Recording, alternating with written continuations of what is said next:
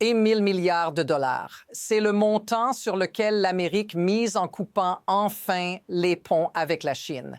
Mais voici le twist. Les enjeux n'ont jamais été aussi élevés. Et il ne s'agit pas seulement d'argent. Il s'agit de pouvoir, le pouvoir sur des industries qui façonnent l'avenir, le pouvoir sur la sécurité nationale et le pouvoir sur l'équilibre mondial.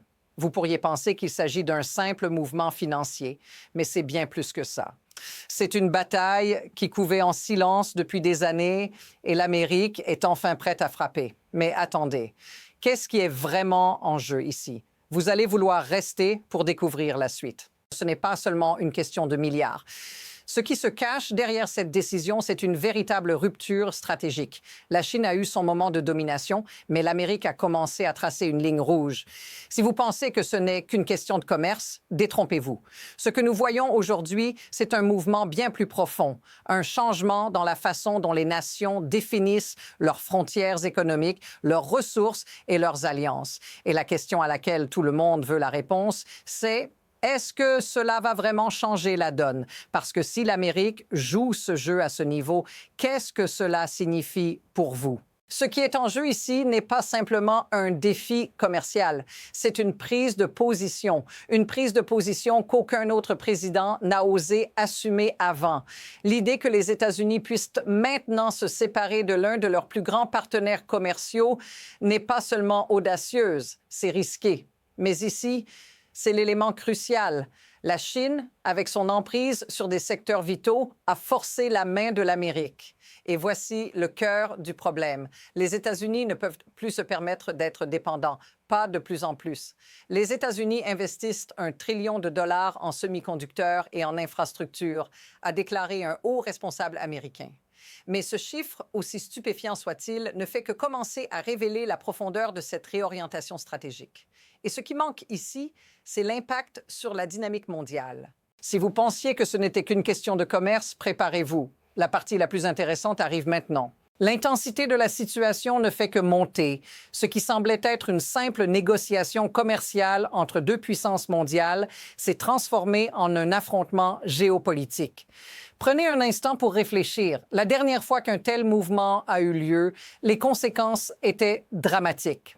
Lors de la guerre froide, la division entre l'Est et l'Ouest a redéfini l'ordre mondial. Aujourd'hui, ce n'est pas une guerre nucléaire qui est en jeu, mais quelque chose de tout aussi stratégique, les infrastructures technologiques, les chaînes d'approvisionnement et l'accès aux ressources clés.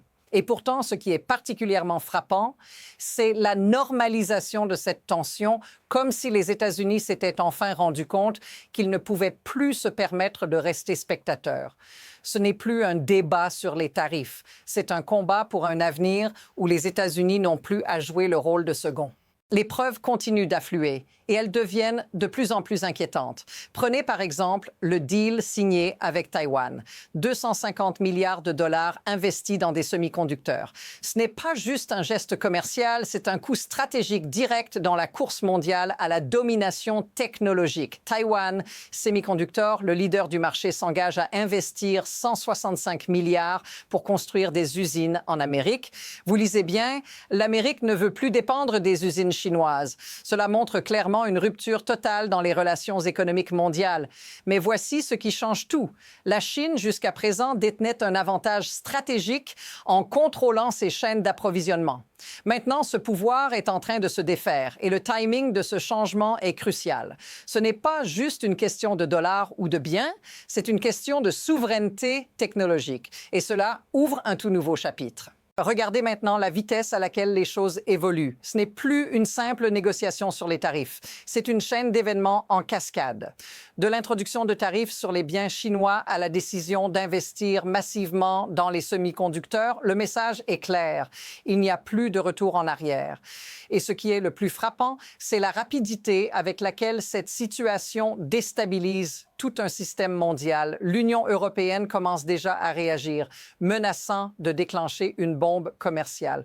Pendant ce temps, le commerce mondial se transforme à grande vitesse et l'Amérique met en place des barrières solides autour de ses industries critiques. La question est de maintenant simple.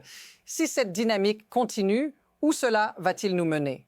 Et maintenant, ramenez tout ça à votre réalité, pas au sommet de Davos, pas dans les salles de négociation, à votre quotidien. Quand un responsable américain dit clairement que nos antibiotiques sont fabriqués en Chine et rappelle qu'on ne pouvait même pas obtenir des masques pendant la crise sanitaire, ce n'est pas une théorie abstraite. C'est votre santé, vos proches, votre sécurité. Quand des emplois industriels reviennent sur le sol américain, quand des usines de semi-conducteurs se construisent à nouveau, ce sont des chaînes d'approvisionnement plus courtes, moins fragiles, moins exposées aux chocs. Et inversement, chaque dépendance laissée intacte devient un point de pression contre les citoyens ordinaires. Les prix, les pénuries, les délais, tout finit toujours par retomber sur vous. Ce n'est pas idéologique. C'est mécanique. Et si cette sensation vous paraît familière, dites-le dans les commentaires parce que vous n'êtes clairement pas seul. Maintenant, prenons un pas de recul. Ce qui permet à tout cela d'arriver, ce n'est pas un coup de tête ni un simple rapport de force. C'est un système d'incitation.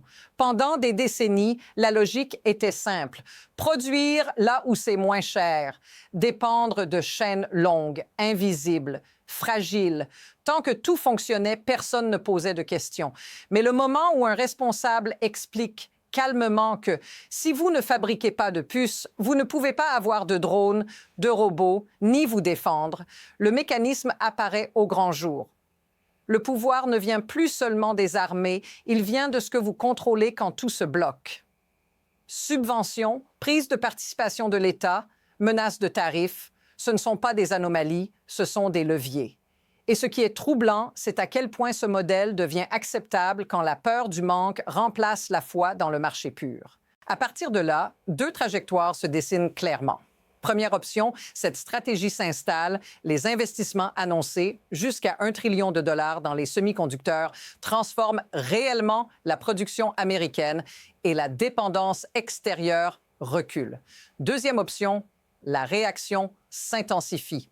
L'Europe parle déjà de mesures de rétorsion. Les décisions juridiques, comme celle attendue de la Cour suprême sur les tarifs, deviennent des points de bascule. Et au milieu de tout ça, le rythme s'accélère. Personne n'attend vraiment un retour en arrière. Tout le monde se prépare au prochain coup, même s'il n'est pas encore public. Et c'est là que la question devient impossible à éviter. Qui devra réagir en premier? Voilà le point clé que beaucoup manquent encore. Cette histoire n'est pas vraiment à propos de la Chine, ni même des tarifs. Elle parle d'un monde où la dépendance est devenue le vrai talon d'Achille. Quand un pays réalise que sa sécurité, sa santé et son économie reposent sur des chaînes qu'il ne contrôle pas, tout change.